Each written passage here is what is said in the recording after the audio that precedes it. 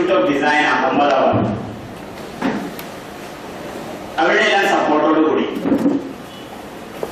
കണ്ണൂർ ജില്ലയിലെ മര ഫർണിച്ചർ ഉൽപാദകരുടെ സഹകരണ നേതൃത്വത്തിൽ മലബാർ ഫർണിച്ചർ കൺസോർഷ്യം പ്രൈവറ്റ് ലിമിറ്റഡിന്റെ നേതൃത്വത്തിൽ ലോകോത്തര ഡിസൈനുകൾ നമ്മുടെ സാധാരണക്കാർക്കിടയിൽ എങ്ങനെ പരിചയപ്പെടുത്താം, എങ്ങനെ അതിന്റെ വികസനം കൊണ്ടുവരാം എന്നതിനെ കുറിച്ചിട്ടുള്ള ഒരു 5 ദിവസം നീണ്ടു നിൽക്കുന്ന ഒരു ഡിസൈൻ ശില്പശാലയാണ് ഇവിടെ തുടങ്ങാൻ വേണ്ടി പോകുന്നത്. അതിവിദഗ്ധരായ ഇന്ത്യയിലെ പ്രസിദ്ധരായ ഡിസൈനേഴ്സ് ഇതിന്റെ ഭാഗമായിട്ട് നമ്മളുമായിട്ട് സംസാരിക്കും.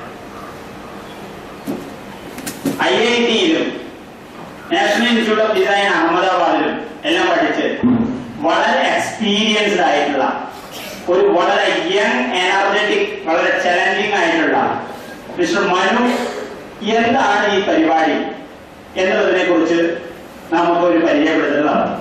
12 മണിക്കാണ് നമ്മുടെ VIPs ഈ ഉദ്ഘാടന സെഷനുമായിട്ട് ബന്ധപ്പെട്ടിട്ട് ഇവിടെ വരാമെന്ന് പറഞ്ഞത്. അപ്പൊ നമ്മൾ ഉദ്ദേശിച്ചത് ഈ സെഷൻ പരിചയപ്പെടുത്തലുകളും കാര്യങ്ങളുമായിട്ട് മുന്നോട്ട് പോകുമ്പോൾ അവരെ യോജിക്കുന്നതോടുകൂടി ഈ ഒരു പരിപാടി വിശദീകരണ പരിപാടി ചർച്ചാ പരിപാടി നിർത്തിവെക്കുകയും ഔദ്യോഗികമായി ഒരു അരമണിക്കൂർ സമയം ഉദ്ഘാടന പരിപാടി എന്ന നിലയിൽ മാറുകയാണ് ഉദ്ദേശിക്കുന്നത്. അപ്പോ micro small medium development institute തൃശ്ശൂരിൽ നിന്ന് അതിന്റെ ഡയറക്ടർ ശ്രീ പണിക്കശ്ശേരി സാർ ഇവിടെ എത്തിയിട്ടുണ്ട്. മറ്റ് government polytechnic, government engineering college, ഇവിടെ നിന്നുള്ള ഈ മേഖലയുമായി ബന്ധപ്പെട്ടിട്ടുള്ള സ്റ്റുഡൻസും അധ്യാപകരും, അതുപോലെ കണ്ണൂർ ജില്ലയിലെ ഈ മേഖലയിൽ താല്പര്യമുള്ള ഡിസൈനിങ്ങും, അതുപോലെ കുറച്ച് ആളുകൾ ഇവിടെ വന്ന് എത്തിയിട്ടുള്ളത് പല ആളുകളും ഗൾഫിൽ പോയി ഒരുപാട് കാലത്തെ അവരുടെ എക്സ്പീരിയൻസും കാര്യങ്ങളും എല്ലാം ഈ ഫർണിച്ചർ മേഖലയിലുള്ള ആളുകളുണ്ട്. അവരെല്ലാം നാട്ടിലേക്ക് തിരിച്ചു വരുമ്പോഴേക്കും നാടുമായിട്ട് ഒരു ബന്ധമില്ലാത്തൊരവസ്ഥയിലാണ് ഉണ്ടാവുന്നത്. വളരെ ചെറുപ്പത്തിൽ നാട് വിടുന്നു, കുറെ കാലം മരുഭൂമിയിൽ നരകിച്ച് ജീവിക്കുന്നു, തിരിച്ചു വരുമ്പോഴേക്കും സമൂഹവുമായുള്ള ഒരു ബന്ധങ്ങളോ കാര്യങ്ങളോ ഇല്ലാത്തത് കൊണ്ട് അവരുടെ നേരത്തെയുള്ള എക്സ്പീരിയൻസ് മുഴുവൻ നമ്മുടെ നാടിന്റെ, നമ്മുടെ ഭാരതത്തിന്റെ, നമ്മുടെ കേരളത്തിന്റെ, നമ്മുടെ കണ്ണൂർ ജില്ലയുടെ ഉന്നമനത്തിനായിട്ട് ഉപയോഗിക്കാൻ കഴിയാതെ മരണമടഞ്ഞു പോകുന്ന ഒരു അവസ്ഥയിലാണുള്ളത്. അപ്പൊ അത്തരത്തിൽ താല്പര്യമുള്ള കുറെ വ്യക്തികൾ ഇവിടെ ഉണ്ട്. NRIs ആയിട്ടുള്ള കാർപ്പൻട്രി ഫീൽഡിൽ ഒരുപാട് ആളുകൾ പത്രത്തിൽ വന്നപ്പോ ഫോൺ വിളിച്ച് കേട്ടപ്പോ നമുക്ക് അത്ഭുതമായി. എത്ര ആളുകളാണ് ഇന്ത്യക്ക് പുറത്ത് ഫർണിച്ചറുമായി ബന്ധപ്പെട്ടിട്ട് വർഷങ്ങളായി പ്രവർത്തിച്ചുകൊണ്ടിരിക്കുന്നത്. അവരുടെ എല്ലാം എന്തെങ്കിലും എക്സ്പീരിയൻസ് നമ്മുടെ ജില്ലയ്ക്ക് വേണ്ടി നമുക്ക് ഉപയോഗപ്പെടുത്താൻ വേണ്ടി കഴിഞ്ഞിട്ടുണ്ടോ? വളരെ സ്നേഹപൂർവ്വം അവരെല്ലാം ഈ പരിപാടിയിലേക്ക് ക്ഷണിച്ചിട്ടുണ്ട്. അപ്പൊ ഒരു ഭാഗത്ത് വളരെ ചുറുചുറുക്കുള്ള ഈ ഫീൽഡുമായി ബന്ധപ്പെട്ടിട്ടുള്ള യുവനിര, യുവത്വം, മറുഭാഗത്ത് അധ്യാപകർ, മറ്റൊരു ഭാഗം സംരംഭകർ, മറ്റൊരു ഭാഗം ഇന്ത്യക്ക് വെളിയിൽ എക്സ്പീരിയൻസ് ഉള്ള കുറെ ആളുകൾ. മലേഷ്യയിലും ഇന്തോനേഷ്യയിലും ചൈനയിലും എല്ലാം ഫർണിച്ചർ ഇൻഡസ്ട്രിയുമായി നിരന്തരം ബന്ധപ്പെട്ടുകൊണ്ട് എങ്ങനെയാണ് വികസനം നടത്തുന്നത് എന്നെല്ലാം അത്ഭുതകരമായി വായ പൊളിച്ച് നോക്കി നിന്നിട്ടുണ്ട് നമ്മളിൽ പല ആളുകളും. പക്ഷെ ഇത് നടപ്പിലാക്കാൻ ഇവിടെ വന്നിട്ട് എവിടെയെങ്കിലും നിന്ന് ബെടായി പറയാനല്ലാതെ പ്രായോഗിക തലത്തിൽ നടപ്പിലാക്കാനുള്ള ഒരു എങ്ങനെയാണ് നടപ്പിലാക്കേണ്ടത് എന്നുള്ള ഒരു അറിവ് നമുക്കില്ലായിരുന്നു. ആ അറിവിനുള്ള ഒരു തുടക്കം കുറിക്കാൻ വേണ്ടിയാണ് ഗവൺമെന്റ് ഓഫ് ഇന്ത്യയും ഗവൺമെന്റ് ഓഫ് കേരളയും നാഷണൽ ഇൻസ്റ്റിറ്റ്യൂട്ട് ഓഫ് ഡിസൈനും ഒക്കെ നമ്മളെ സഹായിക്കാൻ വേണ്ടിയിട്ട് ഇവിടെ എത്തിയിട്ടുള്ളത്. അപ്പൊ ഈ അവസരം വളരെ സമുചിതമായ രീതിയിൽ ഉപയോഗപ്പെടുത്തണമെന്നും നിങ്ങളുടെ 100% ശ്രദ്ധയും നിങ്ങളുടെ ഇടപെടലും വെറും ശ്രദ്ധ മാത്രമല്ല, നമ്മുടേതായിട്ടുള്ള ചിന്താഗതികളിൽ വ്യത്യസ്തമായ എന്തെങ്കിലും ധാരണകൾ ഉണ്ടാവുമ്പോൾ ഇടയ്ക്ക് കയറി ഇടപെടുക, സംസാരിക്കുക എന്നുള്ള നിലയിലായിരിക്കണം. നമ്മുടെ ജില്ലയ്ക്കാകെ ഫർണിച്ചർ ഡിസൈനിങ്ങുമായി ബന്ധപ്പെട്ടിട്ടുള്ള ഒരു വലിയ വികസനത്തിന് തുടക്കം കുറിക്കാൻ ഇത് കാരണമാവും എന്ന കാര്യത്തിൽ ഇതിന്റെ സംഘാടകർക്ക് യാതൊരു സംശയമില്ല. കണ്ണൂർ ജില്ലയിൽ ഇതിന്റെ ഒരു സർവേ നടത്തി. മിസ്റ്റർ മനു അതിനെക്കുറിച്ച് വളരെ വിശദമായിട്ട് വിശദീകരിക്കും. ഇതിൽ നിന്ന് 2-3 കാര്യങ്ങൾ എനിക്ക് പ്രധാനപ്പെട്ട പോയിന്റുകൾ നിങ്ങളോട് പറയാനുള്ളത്. ഒന്ന്, വിവരാവകാശ നിയമത്തിന്റെ ശക്തി എന്താണെന്ന് നമുക്ക് ബോധ്യപ്പെടാനുള്ള ഒരു അവസരമായിരുന്നു ഈ സർവേ എന്നത്. നമ്മൾ പലപ്പോഴും പറയും കണ്ണൂർ ജില്ലയിൽ അല്ലെങ്കിൽ ഒരു ജില്ലയിൽ എത്രമാത്രം ഫർണിച്ചർ ഉൽപാദകരുണ്ട്, എത്ര വ്യവസായികളുണ്ട്, എത്ര റീറ്റെയിലേഴ്സ് ഉണ്ട്, എത്ര ഹോൾസെയിലേഴ്സ് ഉണ്ട്, എത്രമാത്രം ബിസിനസ് നടക്കുന്നുണ്ട് എന്നതൊക്കെ നമ്മൾ പലപ്പോഴും പല കോർണറുകളിൽ ഇരുന്ന് സംസാരിക്കാറുണ്ടെങ്കിലും സമഗ്രമായ അതിന്റെ ഒരു ഡാറ്റ ഇന്നേ വരെ ഇന്ത്യയിൽ ഒരു സ്ഥലത്തും സംഘടിപ്പിക്കപ്പെട്ടിട്ടില്ല. എന്നാൽ കണ്ണൂർ ജില്ലയിൽ അത് സംഘടിപ്പിച്ചുകൊണ്ടാണ് ഇതിന്റെ സംഘാടകർ നിങ്ങൾക്ക് മുന്നിൽ നിൽക്കുന്നത്. എങ്ങനെയാണ് വിവരാവകാശ നിയമപ്രകാരം സർവേ നടത്താൻ ഡാറ്റകൾ കളക്ട് ചെയ്തത് എന്നുള്ളത് നിങ്ങളിത് ബോധ്യപ്പെടുത്തിക്കൊണ്ട് ഞാൻ മനുവിനെ കൈമാറും. കണ്ണൂർ ജില്ലയിലെ എല്ലാ മുനിസിപ്പാലിറ്റികളിലും എല്ലാ പഞ്ചായത്തുകളിലും വിവരാവകാശ നിയമപ്രകാരം സംഘടന ഒരു കത്തയച്ചു. 2010-2011 വർഷത്തിൽ പുതിയതായി എത്ര വീടുകൾക്ക് പുതിയ ഡോർ നമ്പർ അലോട്ട് ചെയ്തിട്ടുണ്ട്, എത്ര പുതിയ വീടുകൾക്ക് പ്ലാൻ അപ്രൂവലിന് വേണ്ടിയിട്ടുള്ള അപ്ലിക്കേഷൻ ലഭിച്ചിട്ടുണ്ട്. അപ്പൊ അത് രണ്ടും രണ്ടാണ്, എല്ലാവർക്കും അറിയാം. അപ്പൊ അതിൽ നിന്ന് ഒരു വർഷം ഏവറേജ് ജില്ലയിൽ ഉണ്ടാവുന്ന എത്ര പുതിയ വീടുകളാണെന്നും ഉണ്ടാവാൻ പോകുന്ന എത്ര വീടുകളാണെന്നും അനുമാനിക്കാനുള്ള ഒരു പ്ലാറ്റ്ഫോമായി. രണ്ടാമത്തെ ചോദ്യം ഇതായിരുന്നു, ഈ എത്ര കൊമേഴ്സ്യൽ ബിൽഡിങ്ങുകൾ ഈ മുനിസിപ്പാലിറ്റിയുടെ പഞ്ചായത്തിന്റെ പരിധിക്കുള്ളിൽ ഉണ്ടായിട്ടുണ്ട്, ഡോർ നമ്പറിന് എത്ര അലോട്ട് ചെയ്തു, എത്ര പുതിയ അപ്ലിക്കേഷൻ വന്നു. മറ്റൊന്ന്, എത്ര ലൈസൻസ് ഉള്ള വ്യവസായ സ്ഥാപനങ്ങളുണ്ട്, എത്ര റീറ്റെയിൽ ഷോപ്പുകളുണ്ട്. ഇതിന്റെ മുഴുവൻ ഡീറ്റെയിൽ വിവരാവകാശ നിയമത്തിന്റെ ശക്തി ഒരു മാസത്തിനുള്ളിൽ എല്ലാ പഞ്ചായത്തുകളും എല്ലാ മുനിസിപ്പാലിറ്റികളും വളരെ ഔദ്യോഗികമായി ഡാറ്റ തന്നു. കണ്ണൂർ ജില്ലയിലെ ചെറുകിട സംരംഭകർ വീണ്ടും ആ ഡാറ്റ വെച്ചുകൊണ്ട് സംസാരിക്കാനിരുന്നു. ആ ഡാറ്റ നിങ്ങൾക്ക് കൂടെ ഷെയർ ചെയ്യപ്പെടുന്ന ഒരു ഡാറ്റയാണ്. പലരും പറഞ്ഞ ഒരു വീട് വെക്കപ്പെടുക ഓരോന്നിനും ഫിഗർ വെച്ചിട്ടുള്ള ഡാറ്റയെല്ലാം മിസ്റ്റർ മനു പറയുമെന്നുള്ളതുകൊണ്ട് ഞാൻ അതിനുള്ളിൽ കയറി ഇടപെടുന്നില്ല. ഒരു വീടിന് കട്ടിലയും ജനലയും ഫർണിച്ചറുമായി ഏവറേജ് എത്ര രൂപ ചെലവാകും എന്നതിനെ കുറിച്ച് ചർച്ച ഉണ്ടായി. 10 ലക്ഷം, 8.5 ലക്ഷം, 5 ലക്ഷം, 4 ലക്ഷം, പല പല അഭിപ്രായങ്ങളും ഒന്നിച്ച് കൂട്ടായ്മയിൽ ഗ്രൂപ്പ് ഡിസ്കഷന്റെ ഭാഗമായി അവസാനം ആളുകൾ പറഞ്ഞു ഏറ്റവും മിനിമം എമൗണ്ട് പിടിച്ചാൽ മതി, 1.5 ലക്ഷം രൂപ കട്ടിലയ്ക്കും ജനലയ്ക്കും ഫർണിച്ചറിനും കൂടി ഒരു വീടിന് വേണ്ടി ഏവറേജ് ചെലവാകുന്നതായിരിക്കും. ഇതിൽ കുറഞ്ഞ് ആയിരിക്കും എന്ന കാര്യത്തിൽ ആർക്കെങ്കിലും സംശയമുണ്ടോ? മിനിമം 1.5 ലക്ഷം രൂപയെങ്കിലും ഒരു വീടിന്റെ കട്ടിലയ്ക്കും ജനലയ്ക്കും ഫർണിച്ചറിനും വേണ്ടി വരുമെന്ന കാര്യത്തിൽ ആർക്കും സംശയമൊന്നുമില്ലല്ലോ. ഇത് ഏറ്റവും ചുരുങ്ങിയ ഫിഗർ പിടിച്ചിട്ട് എത്രയാണ് ജില്ലയിൽ ഫർണിച്ചറിന്റെ ആവശ്യകത, അതിൽ എത്രമാത്രം ഇവിടെ ഉത്പാദിപ്പിക്കപ്പെടുന്നുണ്ട്, അതിൽ എത്രമാത്രം ഇവിടെ വിപണനം ചെയ്യപ്പെടുന്നുണ്ട് എന്നുള്ള ഡാറ്റകളൊക്കെ നിങ്ങൾ കേൾക്കുമ്പോ അത്ഭുതപ്പെടുന്ന ഡാറ്റകളാണ്. ഞാനെന്താ വെച്ചാൽ ആ അത്ഭുതം സിനിമ കാണുന്നതിന് മുമ്പ് കഥ പറയുന്ന പോലെ ഞാൻ പറയുന്നില്ല. അത്തരം ഡാറ്റകളിലേക്ക് ഇതിന്റെ പിന്നിൽ പ്രവർത്തിച്ച അവർ 7-8 മാസമായിട്ട് ദിനം പ്രതി പ്രവർത്തനം നടത്തിയതിന്റെ ഒരു സത്തയാണ് നിങ്ങൾക്ക് മുന്നിൽ പ്രസന്റ് ചെയ്യാൻ വേണ്ടി പോകുന്നത്. നിങ്ങൾ 100% ശ്രദ്ധയെ ഒരിക്കൽ കൂടി അപേക്ഷിച്ചുകൊണ്ട് ഞാൻ മിസ്റ്റർ മനുവിനെ ഈ കാര്യങ്ങൾ വിശദീകരിക്കുന്നതിന് വേണ്ടി, നമ്മുടെ സർവേയുടെ ഡാറ്റകൾ പ്രസന്റ് ചെയ്യുന്നതിന് വേണ്ടി, നിങ്ങളുമായ ഒരു ചർച്ചയിലൂടെ കാര്യങ്ങൾ മുന്നോട്ട് നീക്കുന്നതിന് വേണ്ടി മിസ്റ്റർ മനുവിനെ സ്വാഗതം ചെയ്യുകയാണ്. ഒന്ന് നിങ്ങളെല്ലാവരും ആത്മാർത്ഥമായി കൈയടിച്ചുകൊണ്ട് മിസ്റ്റർ മനുവിനെ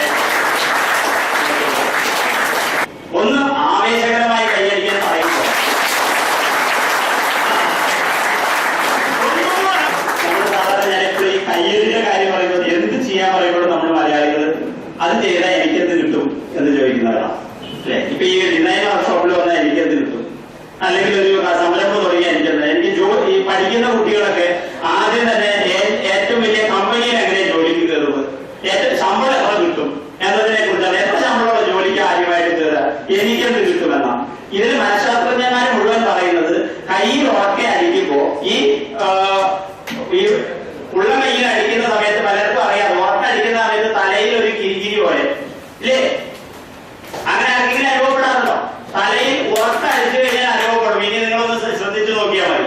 നമ്മുടെ തലയിൽ ബ്രെയിനിൽ ഉറങ്ങിക്കിടക്കുന്ന ഉൽപാദന ശേഷി ഇല്ലാതെയായിക്കൊണ്ടിരിക്കുന്ന പല ഞരമ്പുകളും ഉണർന്ന് പ്രവർത്തിക്കും. അതാണ് നമുക്ക് കിട്ടുന്ന ബെനിഫിറ്റ് എന്ന് തിരിച്ചറിഞ്ഞുകൊണ്ട് വളരെ ആത്മാർത്ഥമായിട്ട് ഒന്നുകൂടെ കൈയടിക്കണമെന്ന് അഭ്യർത്ഥിക്കുക. ഡിസൈൻ ക്ലിനിക് സ്കീം എന്ന് പറഞ്ഞാൽ സെൻട്രൽ ഗവൺമെന്റ് പറഞ്ഞതുപോലെ പല ഗവൺമെന്റ് ഏജൻസികളും NID ചേർന്ന് തുടങ്ങിയ ഒരു പ്രോഗ്രാമാണ്. അതായത് MSME ചെറുകിട വ്യവസായങ്ങൾക്ക് ഡിസൈൻ സപ്പോർട്ട് കൊടുക്കാൻ വേണ്ടിയുള്ള ഒരു പ്രോഗ്രാമാണ് ഡിസൈൻ ക്ലിനിക് സ്കീം. ഇതിന്റെ ഭാഗമായിട്ട് 3 സ്റ്റേജിലാണ് നടക്കുന്നത്. ആദ്യത്തെ സ്റ്റേജില് ഡിസൈനെ കുറിച്ച് അധികം പരിചയമില്ലാത്ത യൂണിറ്റുകൾക്ക് സെമിനാർ സംഘടിപ്പിക്കാനുള്ള അവസരം, അതായത് ഒരു ഗസ്റ്റ് ലെക്ചറർ കൊണ്ടുവന്ന് ക്ലാസ് എടുക്കാൻ കാര്യങ്ങൾ പറഞ്ഞ് മനസ്സിലാക്കാനുള്ള അവസരം കൊടുക്കുകയാണ്. ഇത് ഫുള്ളി സബ്സിഡൈസ്ഡ് ആണ്. 60,000 രൂപ ഫണ്ടിങ് ഉണ്ട്. അത് ഫുൾ ഗവൺമെന്റ് കൊടുക്കും. അതിൽ നിങ്ങൾക്ക് ഇഷ്ടമുള്ള എക്സ്പേർട്ടിനെ കൊണ്ടുവന്ന് മൊത്തം യൂണിറ്റിനോ അല്ലെങ്കിൽ ക്ലസ്റ്ററിനോ ക്ലാസ് എടുത്ത് കാര്യങ്ങൾ മനസ്സിലാക്കാൻ സാധിക്കും.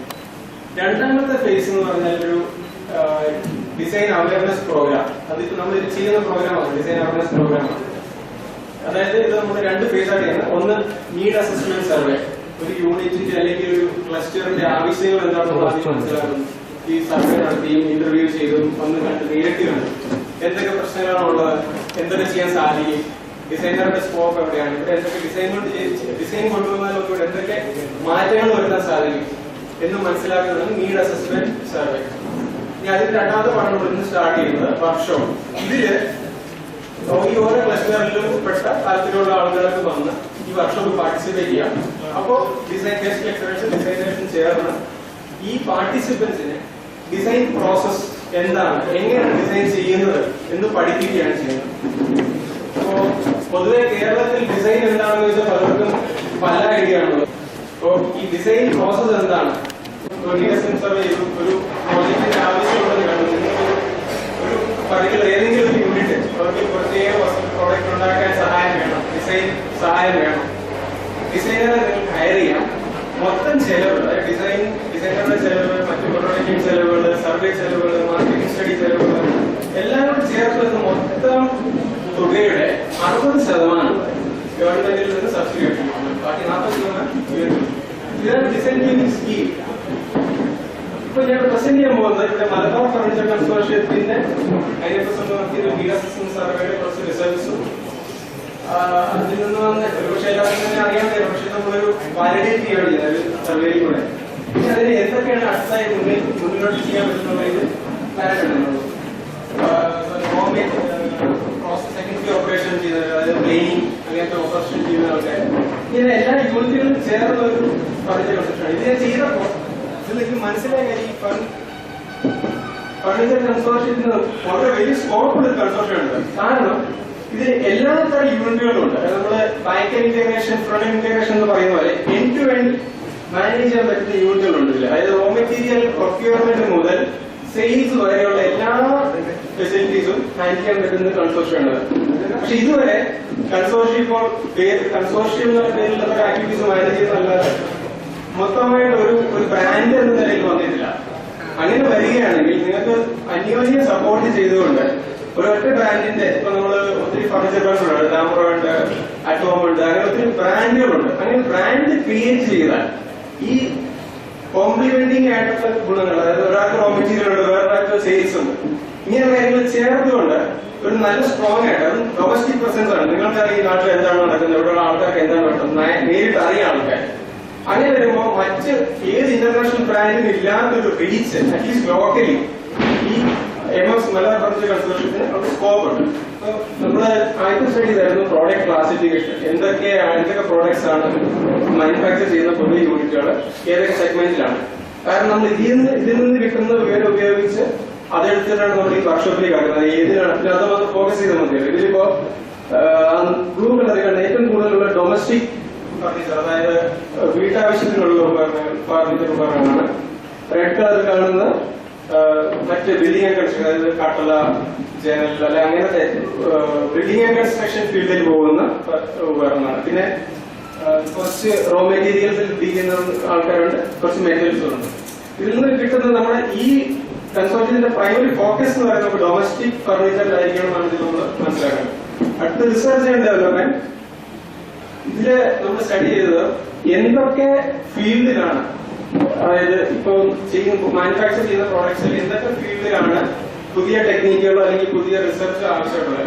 റിസർച്ച് നമ്മൾ ഉദ്ദേശിക്കുന്ന വലിയ ലാബിലുള്ള കാര്യങ്ങളല്ല, പുതിയ എന്തെങ്കിലും മാറ്റങ്ങൾ, പുതിയ അഡ്വാൻസ്മെന്റ്, മോഡേണൈസേഷൻ ചെയ്യുന്നു, അങ്ങനത്തെ കാര്യം. ഏറ്റവും കൂടുതൽ ഗ്രീൻ കളറിൽ നോക്കേണ്ടത് ന്യൂ ഫിറ്റ്മെന്റ് ടെക്നിക്സ്, അതായത് ജോയിനറി വർക്ക് വലിയ പ്രശ്നമാണ് ഇപ്പൊ പലയിടത്തും.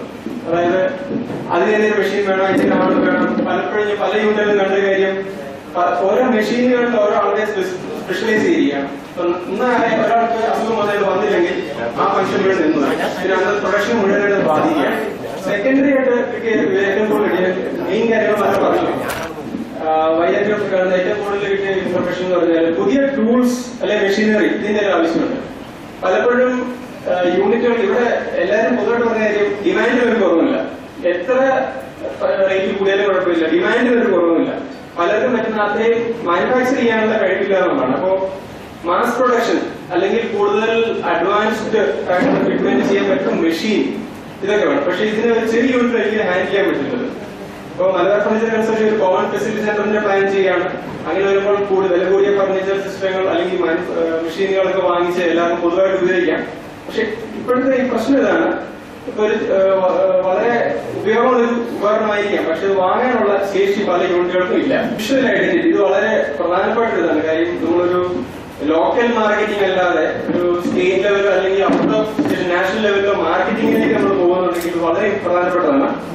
കാരണം വിഷ്വൽ ഐഡന്റിറ്റി എന്ന് പറഞ്ഞാൽ ഒരു പ്രോഡക്റ്റ് ഡിസൈൻ വളരെ പ്രധാനപ്പെട്ട സംഗതിയാണ്. അതായത് ഒരു BMW കാർ ഒരു ഉദാഹരണമായിട്ട് പറഞ്ഞാൽ നിങ്ങൾക്കത് അതിന്റെ പേര് വായിച്ച് നോക്കണ്ട, ഇത് ഏത് കാറാണെന്ന് അറിയാം. നമ്മുടെ പല കാറുകളും അംബാസിഡർ അതിന് നല്ല വിഷ്വൽ ഐഡന്റിറ്റി ഉണ്ട്. ദൂരെ കണ്ട് അതിന്റെ പേര് വായിച്ച് നോക്കണ്ട ഏത് കാറാണ്, കാര്യം അറിയാം അംബാസിഡർ ആണത്. അതുപോലെ ആപ്പിൾ കമ്പനിയുടെ ഐപോഡ് കാണുമ്പോഴെല്ലാവർക്കും അറിയാം, പേര് വായിച്ച് നോക്കണ്ട. ആ ഒരു സംഗതിയാണ് ഏതൊരു പ്രോഡക്റ്റിന്റെ സ്ട്രെങ്ത്. അതായത് നിങ്ങൾക്ക് ഇതിന്റെ പേര് നോക്കാതെ നിങ്ങൾ കടയിൽ കയറി ചെല്ലുമ്പോഴേ ഓക്കെ ഈ പ്രോഡക്റ്റ് ഈ കമ്പനിയുടേതാണ്, അതിന് ഇത്ര ക്വാളിറ്റി ഉണ്ടായിരിക്കും, അതിന് ഇത്ര പ്രൈസ് ഉണ്ടായിരിക്കുന്നത് നേരെ പെട്ടെന്ന് കൺസ്യൂമർക്ക് മനസ്സിലാക്കാൻ കഴിയുന്നത് വളരെ ആ പ്രോഡക്റ്റിന്റെ സ്ട്രെങ്ത് ആണ്. നമ്മൾക്ക് മനസ്സിലാക്കാൻ കഴിയും ഇവിടുത്തെ യൂണിറ്റുകൾ യൂണിറ്റുകൾക്ക് എല്ലാം ശരിയായിട്ട് കാര്യമാണ്. അതായത് ആർക്കും വിഷ്വൽ ഐഡന്റിറ്റി ഇല്ല. അതായത് എല്ലാവരും ഉണ്ടാക്കി ഒരുമാതിരിക്കും അല്ലെങ്കിൽ ഒരു ഇന്നുണ്ടാക്കി നാളുണ്ടാക്കുന്ന വ്യത്യാസം ഉണ്ടാവും. ജോലിയുടെ ശരിയായിരിക്കില്ല, ക്വാളിറ്റിയുടെ പ്രശ്നങ്ങളുണ്ട്. അടുത്ത ചോദ്യം ഇതായിരുന്നു, അതായത് വിഷ്വൽ ഐഡന്റിറ്റി ബ്രാൻഡുകളുടെ പ്രാധാന്യം ഇവിടുത്തെ റൂറൽ മാർക്കറ്റ് എന്നായിരിക്കും. ഇപ്പം ഒരു അർബൻ മാർക്കറ്റ് അതായത് കോഴിക്കോടോ അല്ലെങ്കിൽ എറണാകുളം, തിരുവനന്തപുരം ഇവിടെയൊക്കെ ബ്രാൻഡുകൾക്ക് വളരെ പ്രാധാന്യമുണ്ട്. ആ പേരാണ്, ആ പേര് ഓട്ടോമാറ്റിക്കലി നിങ്ങളുടെ ക്വാളിറ്റിക്കും ഡിസൈനിനും ഒരു ഈവൻ സ്റ്റാറ്റസ് സിമ്പിൾ ആയിട്ട് വരെ ആ പേരുള്ള ബ്രാൻഡുകൾ ആൾക്കാർ ഉപയോഗിക്കുന്നുണ്ട്. ലോക്കൽ മാർക്കറ്റിൽ വിഷ്വൽ ഐഡന്റിറ്റി അല്ലെങ്കിൽ ബ്രാൻഡുകൾക്ക് എത്രമാത്രം പ്രാധാന്യം ഉണ്ടെന്ന് അതിന് വേണ്ടി സ്റ്റഡി ചെയ്യാറുണ്ട്. അതിൽ ഏറ്റവും മേജറായിട്ടാണ് ഇതുവരെ അങ്ങനെ ഒരു ഡിമാൻഡ് അങ്ങനെ മേജർ ആയിട്ടില്ല. പക്ഷെ ഇവിടെ വ്യത്യാസം വരുന്നതെന്ന് പറഞ്ഞാൽ ആ ഡിമാൻഡ് ഫോർ ബ്രാൻഡ്സ് ഓരോ വർഷം കഴിയുന്നതും കൂടിക്കൂടി വരികയാണ്. കാരണം ബ്രാൻഡുകൾ എന്ന് പറഞ്ഞാൽ ഒരു ക്വാളിറ്റി അഷുറൻസിന്റെ ഒരു ഷോർട്ട് കട്ട് ആണ് ശരിക്കും.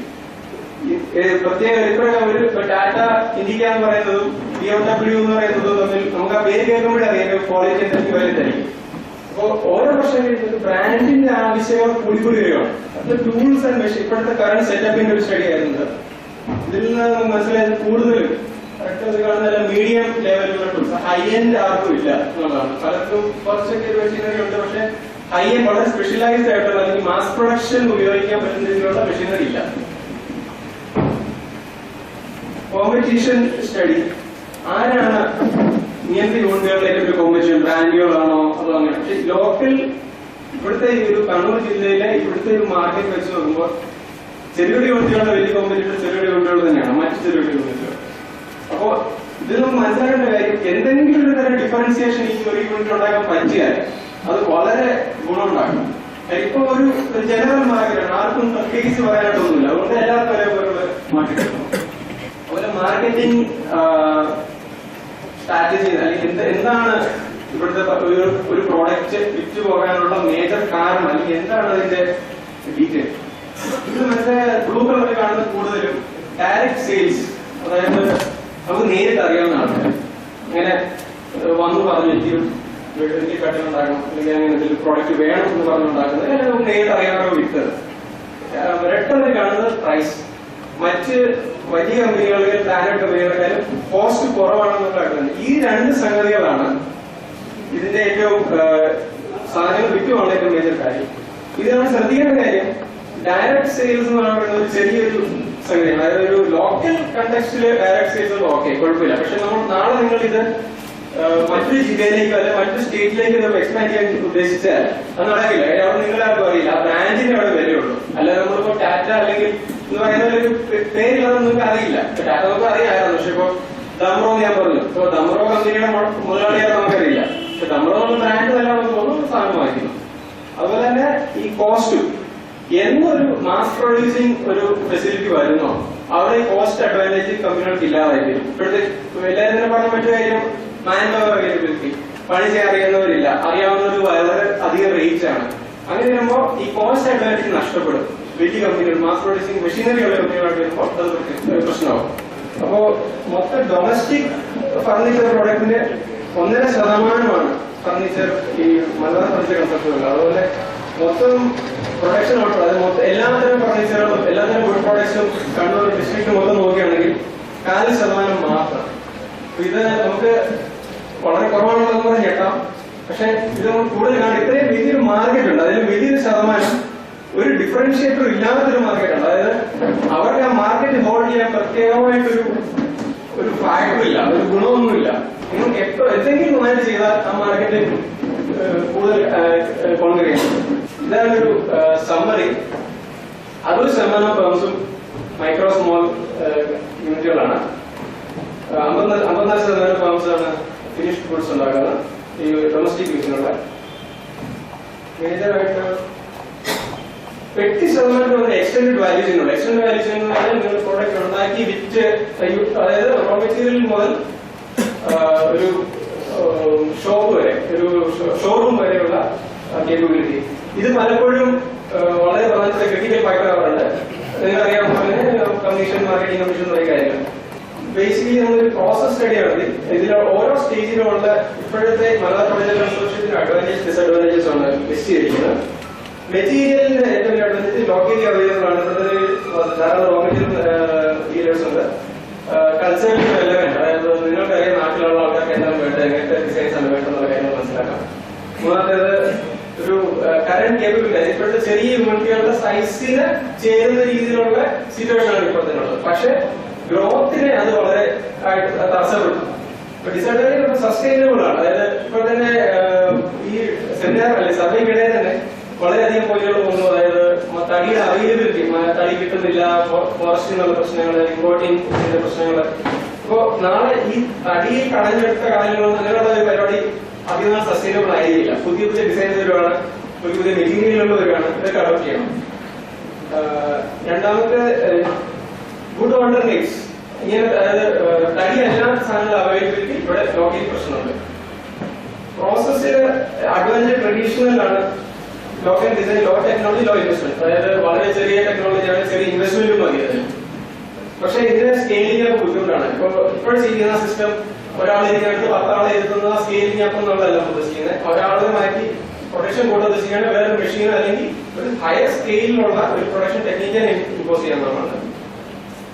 വേസ്റ്റേജ് വളരെയധികമായിട്ട് കാണുന്നുണ്ട്. പ്രോസസ്സിൽ തന്നെ വളരെയധികം കട്ടിങ് വേസ്റ്റ് വരുന്നുണ്ട്. അതുപോലെ തന്നെ ഈ വേസ്റ്റ് ഇവിടെ നമ്മൾ കളയാണ്, കത്തിച്ച് കളയാണ്.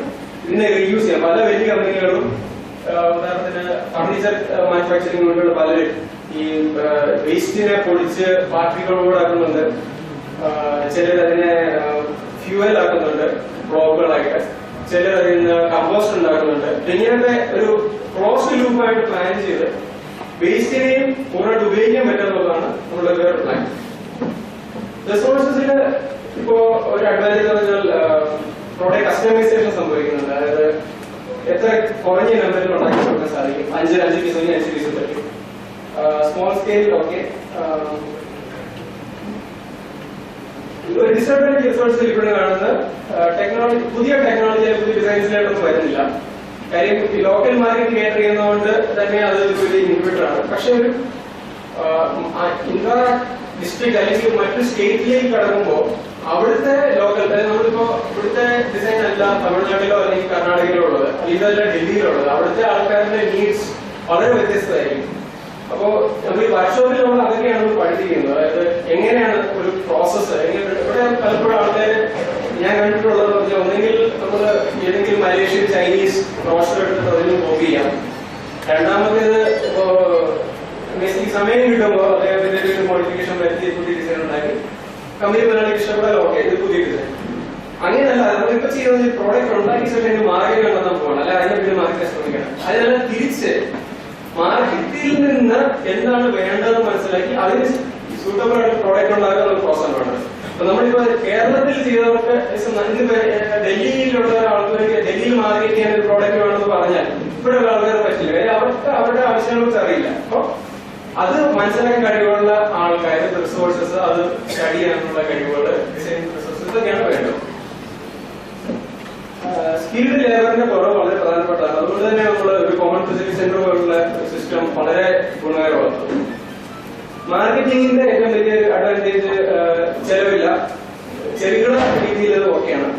പക്ഷെ ഒരു ബ്രാൻഡ് ഇല്ല, വിഷ്വൽ ഐഡന്റിറ്റി ഇല്ല. ഒരു നാളെ ഒരു ബ്രാൻഡുകൾ സ്ഥാനം ഉറപ്പിക്കുമ്പോൾ അവരായിട്ട് കമ്പീറ്റ് ചെയ്യുന്നത് വളരെ ബുദ്ധിമുട്ടായിരുന്നു. ഇതിൽ ബേസിക്, അതായത് ഒരു കസ്റ്റമർ സ്റ്റഡിയിൽ നിന്നും എന്തൊക്കെയാണ് ക്രിട്ടിക്കൽ വാല്യൂ പാരാമീറ്റേഴ്സ് ഉള്ളത്, അതായത് ഒരു പ്രോഡക്റ്റിൽ ഏറ്റവും ക്രിട്ടിക്കൽ ആയിട്ട് ആൾക്കാർ ശ്രദ്ധിക്കുന്ന കാര്യമുണ്ട്. ഏറ്റവും കൂടുതൽ എനിക്ക് വേണ്ടത് 1, 2 അങ്ങനെ നമ്മൾ ഓരോന്ന് ചെയ്ത് നമ്മൾ ചെയ്ത പ്രോഡക്റ്റ് ക്വാളിറ്റി ഏറ്റവും ക്രിട്ടിക്കൽ ആയിട്ട് ആൾക്കാർ പറയുന്നത്. ഏറ്റവും ക്രിട്ടിക്കൽ ആയിട്ട് 3 സാധനമുണ്ട്: product quality, price, raw material. ആൾക്കാർ ഇപ്പോഴും തടി ഏതടിയാണ്, വീട്ടിൽ തടിയാണോ അല്ലെങ്കിൽ അങ്ങനത്തെ നല്ല തടികൾക്ക് പ്രിഫറൻസ് കാണിക്കണം. പ്രൈസ് എന്നാൽ പ്രൈസ് വളരെ കുറച്ചായിരിക്കണം, നല്ല ക്വാളിറ്റി വേണം. സെക്കൻഡറി ആയിട്ട് വരുന്ന പ്രധാനപ്പെട്ട സംഗതികൾ ഡിസൈൻ, അതിന്റെ എക്സ്പെക്ടഡ് ലൈഫ് എത്ര വർഷത്തേക്ക് നിൽക്കും, അതിന്റെ ബ്രാൻഡുകൾ ഇപ്പോഴും സിറ്റിയിൽ വരുന്നുണ്ട്. കസ്റ്റമൈസബിലിറ്റി, അതായത് നമ്മളുടെ ആവശ്യത്തിന് ഇപ്പോ ഒരു ബ്രാൻഡിന്റെ ഷോറൂം വലിയൊരു ബെഡ്റൂം സെറ്റ് കാണുന്നുണ്ട്. അപ്പോഴും ആ ബെഡ്റൂം സെറ്റ് അതേപടി വാങ്ങി ബെഡ്റൂം ഇട്ടാൽ അടക്കാൻ സ്ഥലം ഉണ്ടാവില്ല. അപ്പോ കസ്റ്റമൈസ് ചെയ്യാനുള്ള ഒരു കഴിവ്, നമ്മുടെ ആവശ്യങ്ങൾക്ക് അനുസൃതമായിട്ട് പ്രോഡക്റ്റ് കസ്റ്റമൈസ് ചെയ്യാൻ പറ്റുന്ന കഴിവ്. ഡിസൈനിൽ തന്നെ നമ്മൾ ഇൻക്ലൂഡ് ചെയ്യുന്ന മറ്റൊരു ഫാക്ടർ ഉണ്ട്, കസ്റ്റമൈസബിലിറ്റി. അതായത് പ്രോഡക്റ്റ് നമ്മൾ ഉണ്ടാക്കുന്നു, ഏത് റൂമിലും ഏത് സിറ്റുവേഷനിലും ഫിറ്റ് ആവുന്ന പോലെ ഡിസൈൻ ചെയ്യുക. അതായത് മോഡുലർ ആയിട്ടോ കുറച്ച് പർപ്പസ് മാറ്റി കുറച്ച് കൂട്ടി അങ്ങനെ ചെയ്യും. ഒരു സെഗ്മെന്റേഷൻ നമ്മൾ സജസ്റ്റ് ചെയ്യുന്നുണ്ട്. അതായത് ഒരു പർട്ടിക്കുലർ റേഞ്ച് അല്ലാതെ പല റേഞ്ചുകൾ ചെയ്യുന്നു. പ്രോഡക്റ്റ് പൊസിഷനിങ്, അതായത് low economy range, premium range, അങ്ങനെ റേഞ്ചുകൾ ഡിഫൈൻ ചെയ്യുക. ഓരോന്നിനും വ്യത്യസ്തമായിട്ടുള്ള പ്രൈസ് ടാഗുകൾ ഇടുക.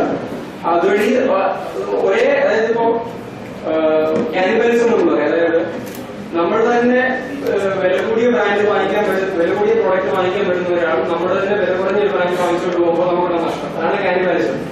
അപ്പോ കാനിബലിസം ഉണ്ടാവാതെ അത് ഡിഫറൻഷിയേറ്റ് ചെയ്യുക, 2 ഡിഫറെന്റ് പ്രോഡക്റ്റുകളായിട്ട് 2 വ്യത്യസ്തമാണെന്നുള്ള ഇത് കൊണ്ടുവരിക. ഇപ്പോ Tata Motors land rover car company വാങ്ങിച്ചു, പക്ഷെ അതിന്റെ പേര് ടാറ്റ ആകില്ല. കാരണം ടാറ്റ എന്ന് പറയുന്നത് പൊതുവെ വില കുറഞ്ഞ കാറുകളുടെ പേരോട് അറിയുന്ന സാധനമാണ്. ജാഗ്വാർ ലാൻഡ് റോവർ വളരെ വില കൂടിയ പ്രീമിയം കാറാണ്. അപ്പൊ അതിന് ഡിഫറൻഷിയേറ്റ് 2 ആയിട്ട് നിർത്തി. കാരണം ജാഗ്വാറിന് നാളെ ആ വില കിട്ടും, അതേസമയം ടാറ്റ ജാഗ്വാർ വാങ്ങിക്കുന്ന വില പോലെ. അതുകൊണ്ട് ഡിസൈൻ പ്രോസസ്, ഈ ഡിസൈൻ പ്രോസസ് ഫോളോ ചെയ്യാൻ നമ്മൾ അടുത്ത സജഷൻ കൊടുക്കുന്ന ഈ പ്രോസസ്സാണ് ഈ അടുത്ത 5 ദിവസത്തെ വർക്ക്ഷോപ്പിലൂടെ ട്രെയിൻ ചെയ്തത്. ഇവിടെ ഒരു വർക്ക്ഷോപ്പ് എന്ന് പറയുന്ന ഒരു ക്ലാസ് പ്രസന്റേഷനോ അല്ലെങ്കിൽ ക്ലാസ്സുകളോ അങ്ങനെയായിരിക്കും. അതായത് ആൾക്കാർ പാർട്ടിസിപ്പേറ്റ് ചെയ്ത് ഒരു പ്രോഡക്റ്റ് ഡിസൈൻ ചെയ്യാന്നുള്ള നമ്മുടെ എയിം. ഇത് നമ്മൾ ചെയ്യുന്ന ഡിസൈൻ ബ്രീഫ് എന്താണ്, ജസ്റ്റ് സ്റ്റുഡൻസിന്റെ ഡിസൈൻ പ്രോസസ്സിംഗ് ഒന്ന് ആയിരിക്കും. ഡിസൈൻ ബ്രീഫാണ് ഒരു പ്രോജക്റ്റിന്റെ സ്റ്റാർട്ടിംഗ് പോയിന്റ്. ഡിസൈൻ ബ്രീഫ് നമ്മൾ മാർക്കറ്റ് സ്റ്റഡി ചെയ്യുന്ന കാര്യങ്ങൾ മനസ്സിലാക്കുന്നു, യൂസേഴ്സുമായിട്ട് ഇന്ററാക്ട് ചെയ്യുന്നു, മറ്റ് മാനുഫാക്ചറേഴ്സ് സംസാരിക്കുന്നു. ഇതിൽ നമുക്ക് കിട്ടുന്ന വിവരങ്ങൾ ചേർത്ത് ഒരു ആവശ്യമുള്ള പ്രോഡക്റ്റിന്റെ ക്വാളിറ്റീസ്, അതിനാണ് ഡിസൈൻ ബ്രീഫ് എന്ന് പറയുന്നത്. അതായത് എനിക്കൊരു പ്രോഡക്റ്റ് വേണം, സാങ്കല്പികമായിട്ടുള്ള പ്രോഡക്റ്റ് വേണം, അതിന് ഈ ഗുണങ്ങളൊക്കെ വേണം, അതിന് 10 ഗുണങ്ങളൊക്കെ എഴുതി കൊടുക്കും. ഇതാണ് നമ്മുടെ സ്റ്റാർട്ടിംഗ് പോയിന്റ്. അതിനെ നമുക്ക് സർവേ നിങ്ങൾക്ക് ഏതാണ് ഇഷ്ടം, ഓക്കെ, അത് വെച്ച് അതിനെ ഇൻക്ലൂഡ് ചെയ്താണ് ഡിസൈൻ ബ്രീഫ് ഉണ്ടാക്കുന്നത്. ഈ ബ്രീഫ് ക്രിയേറ്റ് ചെയ്ത് കഴിഞ്ഞാൽ രണ്ടാമത് സ്റ്റേജാണ് കൺസെപ്ച്വലൈസേഷൻ. ഇതിലാണ് കൺസെപ്റ്റുകൾ ക്രിയേറ്റ് ചെയ്യുന്നത്, അതാണ് ഡിസൈനറുടെ ജോലി. ഈ ഡിസൈൻ ബ്രീഫ് വെച്ചിട്ട് ഇത് സാറ്റിസ്ഫൈ ചെയ്യുന്ന കൺസെപ്റ്റുകൾ ഉണ്ടാക്കുക. മൂന്നാമത്തെ ഇതിൽ സെലക്ട് ചെയ്യപ്പെടുന്ന 1-2 കൺസെപ്റ്റുകളെ പ്രോട്ടോടൈപ്പ് ചെയ്യും. അതായത് അതിന്റെ ചെറിയ മോക്കപ്പ് മോഡൽസ് ആവാം, ചെറിയ തെർമോഫോമിലോ വയറിലോ ഉണ്ടാക്കിയ ഫോംസ് ആവാം, അതുകൊണ്ട് അനാലിസിസ് ചെയ്യും. മൂന്നാമത് പ്രോഡക്റ്റ് ഉണ്ടാക്കി ടെസ്റ്റ് ചെയ്യും. പിന്നെ മാനുഫാക്ചറിംഗ്, ഫൈനൽ മാർക്കറ്റിംഗ് ചെയ്യും. അതുപോലെ ഒരു കോമ്പറ്റീറ്റീവ് സ്ട്രാറ്റജി അഡോപ്റ്റ് ചെയ്യാൻ കൂടെ സജഷൻ ഉണ്ട്. ഇതിൽ 4 തരത്തിൽ അതാവാം. ഒരു ടെക്നോളജി ലീഡർഷിപ്പ്, അതായത് ഒരു പുതിയ ടെക്നോളജി, ഒരു മെഷീൻ കൊണ്ടുവന്നിട്ട് ആ ടെക്നോളജിയിൽ ബേസ്ഡ് ആയിട്ടുള്ള പ്രോഡക്ട്സ് ഉണ്ടാക്കാം. അതായത് അതിന്റെ അഡ്വാൻറ്റേജ് പറഞ്ഞാൽ വേറെ ആർക്കും ആ മെഷീനോ ആ പ്രോസസ്സോ ഇല്ലാത്തത് കാരണം നമ്മൾ ആ മാർക്കറ്റിലായിരിക്കില്ല. അപ്പം പക്ഷെ ഇൻവെസ്റ്റ്മെന്റ് വളരെ അധികമായിരിക്കും. രണ്ടാമത് കോസ്റ്റ് ലീഡർഷിപ്പ്, വളരെ ലോ കോസ്റ്റ് പ്രോഡക്ട്സ് എടുക്കുക. ഉദാഹരണം ടാറ്റ നാനോ, അതായത് കോസ്റ്റ് ലീഡർഷിപ്പ് ആണ്. ആ റേഞ്ചിൽ വേറെ വിൽക്കാൻ പറ്റില്ല. അപ്പൊ മുഴുവൻ ആ മാർക്കറ്റ് മുഴുവൻ നമുക്ക് കസ്റ്റമർ ഫോക്കസ്, കസ്റ്റമർക്ക് വേണ്ടത് കസ്റ്റമൈസ് ചെയ്ത് വളരെ വ്യക്തമായിട്ട് അവരുടെ ആവശ്യങ്ങൾക്ക് കേട്ടേണ്ട രീതിയിൽ പ്രോഡക്റ്റുകൾ ഉണ്ടാക്കുക. ഇത് വളരെ എക്സ്പെൻസീവ് ആയിട്ടുള്ള സ്റ്റഡി വരും. നാലാമത് ഇമിറ്റേറ്റീവ്, അതാണ് ഇപ്പൊ പലരും ചെയ്യുന്ന ഒരു പ്രോസസ്സാണത്. അതായത് മറ്റാളുണ്ടാകുന്നത് നോക്കി അതേപടി ഉണ്ടാക്കുക. പക്ഷെ ഇപ്പോ പുതിയ നിയമങ്ങൾ വെച്ചിട്ട് IPR റൂൾസ് വളരെ സ്ട്രോങ് ആണ്. ഇന്ത്യയിലും അതായത് ഇത്രയും നാളും United state American government India ഒരു ബ്ലാക്ക് മാർക്കറ്റ് ആയിട്ടാണ് പ്ലാൻ ചെയ്തത്. കാരണം ഇന്ത്യയിൽ എന്ത് കൊടുത്തുവിട്ടാലും അടുത്ത 6 മാസം അത് ഡ്യൂപ്ലിക്കേറ്റ് പുറത്തിറങ്ങുന്ന ധാരണ അമേരിക്കൻ കമ്പനികൾക്കുണ്ട്. അതുകൊണ്ട് തന്നെ ഇന്ത്യയിലുള്ള പല പ്രോഡക്ട്സും മാർക്കറ്റ് ചെയ്യാൻ അമേരിക്കൻ ഗവൺമെന്റ് അനുവാദം കൊടുക്കുന്നില്ല. അപ്പോ അതിന്റെ ഭാഗം നമ്മൾ ആ പ്രൊമോട്ട് ചെയ്യാൻ വേണ്ടി ഇന്ത്യൻ ഗവൺമെന്റ് തന്നെ നമ്മൾ അവർക്ക് ഒരു അഷുറൻസ് കൊടുത്തിട്ടുണ്ട്. അതായത് 2012 ഇന്ത്യയിൽ ഒരു OPD പ്ലേഗാരിസം ഇനിമേൽ ഉണ്ടാവില്ല, പ്രോഡക്റ്റുകൾ പ്രൊട്ടക്റ്റഡ് ആയിരിക്കും, ഇന്റലക്ച്വൽ പ്രോപ്പർട്ടി ആയിരിക്കും വളരെ സ്ട്രോങ് ആണ്. ഇപ്പൊ MSME ഫണ്ടിങ് കൊടുക്കുന്നുണ്ട്. അതായത് IPR പ്രൊട്ടക്ട് ചെയ്യാനുണ്ട്. അതായത് നിങ്ങളൊരു ഡിസൈൻ, ഒരു ഫർണിച്ചർ ഡിസൈൻ ഉണ്ടാക്കി അതിനെ നമുക്ക് രജിസ്റ്റർ ചെയ്യാം. രജിസ്റ്റർ ചെയ്ത് കഴിഞ്ഞാൽ ആ ഡിസൈൻ വേറെ ആർക്കും കോപ്പി ചെയ്യാൻ പറ്റില്ല. അതായത് പലരും ചോദിക്കും, ഓക്കെ ചെറിയ വളങ്ങളോട് മാറ്റിയാൽ ഡിസൈൻ മാറിയില്ല. പക്ഷെ മാറിയില്ല. അതായത് സിഗ്നിഫിക്കന്റ് ആയിട്ടുള്ള മാറ്റം വന്നാൽ മാത്രമേ വേറെ ഡിസൈൻ ആവുള്ളൂ. അതായത് സിമിലർ ആണെങ്കിൽ പോലും നിങ്ങളുടെ പ്രോഡക്റ്റ് അവിടെ കോപ്പറേറ്റ് ആണ്. ഇപ്പൊ എക്സിസ്റ്റിംഗ് ട്രഡീഷണൽ ഡിസൈനിന് നമുക്ക് കോപ്പറേറ്റ് ചെയ്യാൻ പറ്റില്ല. പുതിയ ഡിസൈൻസിന് കോപ്പറേറ്റ് പ്രൊഡക്റ്റ് ചെയ്യാം. വേറെ ഒരാൾക്ക് ചെയ്യാൻ പറ്റുന്നതാണ്. അപ്പൊ നിങ്ങളുടെ ഇൻവെസ്റ്റ്മെന്റ് ഒരിക്കലും വേസ്റ്റ് ആവില്ല. പലരും ചോദിക്കുന്നതാണ്, നമ്മൾ ഡിസൈനർ കയറി 20 രൂപ കൊടുക്കുന്ന പ്രോഡക്റ്റ് നാളെ വേറെ ആൾ കോപ്പി അടിക്കും. ഇതുകൊണ്ട് എന്താ കാര്യം? ഡിസൈനർ ഒക്കെ കൊള്ളാം, അത് കഴിഞ്ഞ് പ്രൊട്ടക്ട് ചെയ്യുക, കോപ്പിറൈറ്റ് പ്രൊട്ടക്ട് ചെയ്യുക. ഇപ്പം ആധാരം ഇത് നിങ്ങളുടെ സാധനമാണ്, അത് പ്രൊട്ടക്ട് ചെയ്യുക. നാളെ വേറെ ആൾ കോപ്പി അടിക്കുന്ന പേര് കോടതി പോവാം, നഷ്ടപരിഹാരമായി. അടുത്ത ഡിസൈൻ ഫോർ മാനുഫാക്ചറബിലിറ്റി എന്നൊരു പ്രിൻസിപ്പളാണ്. അതായത് ഈ പ്രിൻസിപ്പളാണ് അത് അഡോപ്റ്റ് ചെയ്യുക. അതായത് മാനുഫാക്ചറബിലിറ്റി മുന്നിൽ കണ്ടുകൊണ്ട് പ്രോഡക്റ്റ് ഡിസൈൻ ചെയ്യുക. അതായത് പ്രോഡക്റ്റ് ഉണ്ടാക്കിയിട്ട് ഓക്കെ ഇത് ഡിസൈൻ ഇങ്ങനെയാണ്, ഇനി ഇത് മാനുഫാക്ചർ ചെയ്യാൻ പറയുന്നതിന് പകരം അങ്ങനെ പലപ്പോഴും വേസ്റ്റേജ് വരാം, നോൺ സ്റ്റാൻഡേർഡ് പാർട്സ് വരാം, അങ്ങനെയൊക്കെ. അതിന് മുമ്പ് മാനുഫാക്ചറബിലിറ്റി ഇങ്ങനെ ഡിസൈൻ ചെയ്താൽ വേസ്റ്റേജ് വളരെ കുറവായിരിക്കും, വളരെ കുറഞ്ഞ നമ്പർ ഓഫ് പാർട്സ് ഉണ്ടാവുന്നു, വളരെ മാനുഫാക്ചറിംഗ് വളരെ എളുപ്പമായിരിക്കും, കസ്റ്റമൈസബിലിറ്റി ഉണ്ടായിരിക്കും, അങ്ങനെയുള്ള ഒരു ഗുണങ്ങളുണ്ട്. ഈ പ്രോസസ് ഇതൊക്കെയാണ് നമ്മൾ വർക്ക്ഷോപ്പ് വഴി പഠിപ്പിക്കാൻ പ്ലാൻ ചെയ്യുന്നത്. ഇത് കുറച്ച് ഡിസൈൻ ഓപ്പർച്യൂണിറ്റികൾ ഐഡന്റിഫൈ ചെയ്തതാണ്. ന്യൂ പ്രോഡക്ട്സ് ഡിസൈൻ ചെയ്യാം, കുറച്ച് പുതിയ ടെക്നോളജികൾ ഡെവലപ്പ് ചെയ്യാം. ലോ ടെക് ആയിട്ടുള്ള, അതായത് വളരെ വലിയ മെഷീൻ ഒന്നും വേണം. വുഡ് പെയിന്റിംഗ്, മെറ്റൽ എച്ചിങ് തുടങ്ങിയ, വുഡ് പെയിന്റിംഗ് ഒക്കെ ആൾക്കാർ അസാധ്യം എന്ന് പറയുന്ന കാര്യങ്ങളാണ്. പക്ഷെ വളരെ നിസ്സാരമായിട്ട് ആദ്യം ചെയ്യുന്ന കാര്യമുള്ളൂ. ഇപ്പൊ തന്നെ ചൂടുവെള്ളത്തിൽ തടി മുക്കിയിട്ട് കുടുങ്ങി ചൂടോടെ എടുത്ത് മെറ്റൽ തീപ്പിച്ച് വളച്ചാൽ അത് തണുക്കുമ്പോൾ വളഞ്ഞിരിക്കും. പക്ഷെ നമ്മുടെ നാട്ടിൽ പലരും അങ്ങനെ ശ്രമിക്കാറില്ല. കാര്യം അറിയത്തില്ലാത്ത ടെക്നോളജി പരിശീലിക്കുന്നതിന് പേടി അങ്ങനെ. പക്ഷെ മറ്റു പല രാജ്യങ്ങളിലെ ആൾക്കാര് 6 ഇഞ്ച് രീതിയിലുള്ള തടികഷ്ണങ്ങൾ വളയ്ക്കുന്ന ആൾക്കാണ്. ഈ വാതിൽ വളച്ച് വാതിൽ അങ്ങനെയൊക്കെ ഉണ്ടാകും. ഇതൊക്കെ പോസിബിൾ ആണ്. ഇതിനൊന്നും വലിയ മെഷീനറി ഒന്നും വേണ്ട. പക്ഷെ പരീക്ഷിക്കാൻ ഇങ്ങനത്തെ കാര്യങ്ങൾ ശ്രമിച്ചു വെക്കാനുള്ള ഒരു ആഴ്ചയുടെ ആൾക്കാരുണ്ടായിരുന്നു. പിന്നെ ഒരു ഐഡന്റിറ്റി, ഈ മലബാർ പ്രദേശത്തിന്റെ ഒരു ബ്രാൻഡ് ഐഡന്റിറ്റി ക്രിയേറ്റ് ചെയ്യുക. ഒരു ലോഗോ അല്ലെങ്കിൽ ഒരു മാർക്കറ്റിംഗ് ടീം, അങ്ങനെ സംഖ്യകൾ. പിന്നെ നിങ്ങൾ ചെയ്യുന്ന ഓരോ പുതിയ കാര്യങ്ങളും ആ ലോഗോയുടെ പേരിലോട്ട് വന്നോളൂ. പിന്നെ നമുക്ക് ഒരു ബ്രാൻഡ് ബിൽഡ് ചെയ്യാൻ എപ്പോഴും ലോഗോ അല്ലെങ്കിൽ ഒരു കളർ ടീം, പേര്, ഇതൊക്കെ വളരെ അത്യാവശ്യം. അസംബ്ലി പുതിയ പ്രോഡക്റ്റുകൾ, വർക്ക് സ്റ്റേഷൻ ഡിസൈൻ, നിങ്ങൾ വെച്ച് പണി ചെയ്യുന്ന സ്ഥലത്തിന്റെ ഡിസൈൻ പോലെ ഒരു ഇൻക്ലൂഡഡ് ആണ്. അതാണ് ബേസിക്കലി നമ്മുടെ സർവേ റിപ്പോർട്ട്. വർക്ക്ഷോപ്പിൽ കൂടുതൽ ഡിസൈൻ ഫോക്കസ്ഡ് ആയിരിക്കും. ഇതിൽ നിന്ന് കിട്ടിയ കാര്യങ്ങൾ നമ്മൾ ഒരു പ്രോഡക്റ്റ് സെലക്ട് ചെയ്തിട്ട് അതിനെ എങ്ങനെ ഡിസൈൻ ചെയ്യുന്നതായിരിക്കും നമ്മൾ വർക്ക്ഷോപ്പിൽ ചെയ്യുന്നത്. താല്പര്യമുള്ളവർക്ക് പങ്കെടുക്കാം. പക്ഷെ എല്ലാ ദിവസവും വന്നിട്ട് പാർട്ടിസിപ്പേറ്റ് ചെയ്യാൻ പറ്റുമെന്ന് തോന്നുന്നു. അതുപോലെ തന്നെ ശരി ഇൻവോൾവ് ആയിട്ട് ചെയ്യാൻ പറ്റുമെന്ന് തോന്നി മാത്രമേ കാര്യം. ഒരു ദിവസം വന്നിട്ട് നമ്മളൊന്നും പഠിക്കാൻ പോകുന്നില്ല. ഒരു കണ്ടിന്യൂസ് പ്രോസസ് ആണ്. 5 ദിവസം ഇങ്ങനെ കിടക്കുന്ന, ഇടയ്ക്ക് ഒരു ദിവസം പോയോണ്ട് 2 ദിവസം വന്നുകൊണ്ട് കാര്യമില്ല, മനസ്സിലാവില്ല. അപ്പൊ നിങ്ങളെ സ്വയം ഒരു പ്രോഡക്റ്റ് ഡിസൈൻ ചെയ്യാൻ പഠിപ്പിക്കുക എന്നുള്ളതാണ് ഈ വർക്ക്ഷോപ്പിന്റെ ഉദ്ദേശം. അതായത് നാളെ നിങ്ങളൊരു തിരുവനന്തപുരത്ത് മാർക്കറ്റ് ചെയ്യാൻ പറ്റുന്ന അല്ലെങ്കിൽ ചെന്നൈയിൽ മാർക്കറ്റ് ചെയ്യേണ്ട ഒരു ബെഡ്റൂം സെറ്റ് ഡിസൈൻ ചെയ്യണമെന്ന് പറയുമ്പോൾ അത് എങ്ങനെ ചെയ്യണം എന്ന് നിങ്ങളെ തന്നെ ചെയ്യിപ്പിച്ച് പഠിപ്പിക്കണം. നമ്മുടെ ഡിസൈനറെ ഹയർ ചെയ്യേണ്ടി വരുന്ന ആവശ്യം വരുന്നില്ല. കാര്യം ഡിസൈനേഴ്സ് പറയുന്നത് വളരെ ഇന്നും ഇന്ത്യയിൽ വളരെ കുറച്ച് ആൾക്കാരെ കിട്ടാനുള്ളൂ, വളരെ ഹൈലി പെയ്ഡ്, വളരെ വലിയ കമ്പനികൾ മാത്രമാണ്. അപ്പോ ഇത് ആദ്യം ചെയ്യാവുന്ന കാര്യമാണ്. അതിൽ വലിയ സംഗതിയൊന്നുമില്ല. കാര്യങ്ങൾ മനസ്സിലാക്കുക, എങ്ങനെയാണ് ചെയ്യുന്നത്, ആ പ്രോസസ്സാണ് നമ്മൾ പഠിപ്പിക്കുന്നത്. അപ്പോ താല്പര്യമുള്ള തീർച്ചയായിട്ടും പങ്കെടുക്കുക. എന്തെങ്കിലും സംശയം ചോദിക്കാം. ഡിസൈൻ പ്രോസസ്സിനെ കുറിച്ചോ സർവേയെ കുറിച്ചോ സ്കീമിനെ കുറിച്ചോ ചോദിക്കാം.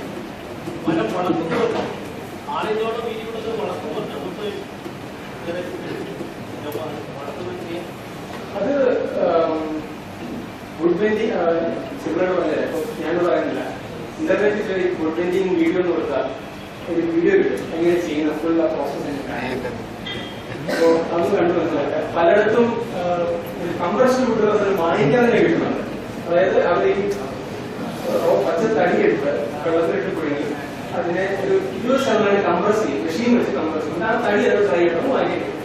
ഈ തടി നമ്മളെടുത്ത് ജസ്റ്റ് എവിടെയെങ്കിലും കളയണം. ജസ്റ്റ് ഒരു ജിഗിലോട്ട് വെച്ചിട്ട് എന്നിട്ട് ചൂടുവെള്ളം കുറച്ചുകൂടെ പറയും കളയണം. അതുകൊണ്ട് ഒത്തിരി സ്പ്രിങ് പോലുള്ള സ്ട്രക്ചർ ഇങ്ങനെയൊക്കെ ഉണ്ടാകുന്നതാണ്. കംപ്രസ്ഡ് വുഡ് ഇല്ലെങ്കിൽ പോലും ഇപ്പൊ അത് ഞാനിവിടെ കണ്ടോണ്ട് ചെയ്യാൻ പറ്റുമോ? ആരും നേരം അത് പറ്റില്ല.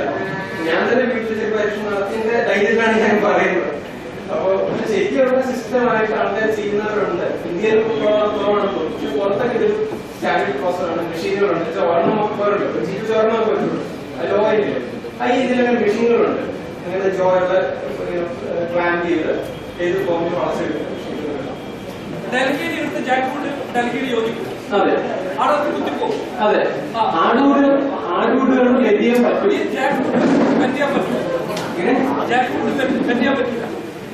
ഓരോ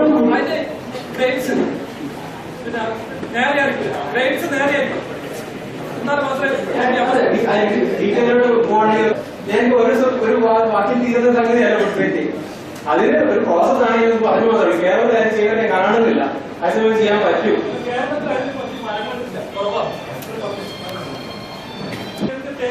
ഇന്ത്യയിൽ ഏറ്റവും ആദ്യം ടെക്നോളജികൾ എങ്ങനെ കൊണ്ടുവരണം എന്നുള്ളതിന് ഇന്ത്യക്ക് മാതൃക കാണിച്ച ഒരു സ്ഥാപനത്തിലാണ് നമ്മൾ ഇരിക്കുന്നത്.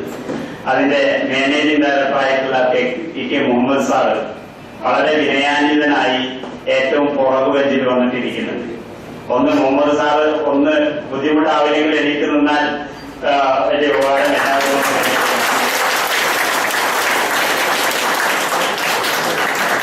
ഇന്ത്യയിൽ ആദ്യകാലത്ത് തന്നെ പരിചയപ്പെടുത്തിയ ഒരു സ്ഥാപനമാണ്. ഈ സ്ഥാപനത്തിൽ വെച്ച് ഈ ഒരു ഡിസൈൻ ക്ലിനിക്ക് നടത്തുന്നതിലും അദ്ദേഹവുമായിട്ട് ബന്ധപ്പെട്ട് ചോദിച്ചപ്പോൾ തീർച്ചയായിട്ടും ഇവിടെ വെച്ച് തന്നെ നടത്താം.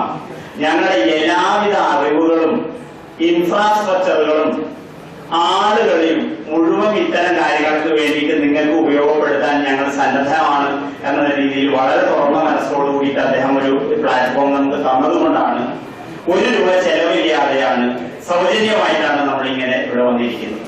അപ്പോ ഓരോ ഐറ്റത്തിലേക്കും വിശദമായി കടന്നു ചെല്ലാൻ വേണ്ടിയാണ് നമ്മൾ 5 ദിവസം നമ്മൾ വീണ്ടും ഇരുന്നുകൊണ്ടിരിക്കുന്നത്.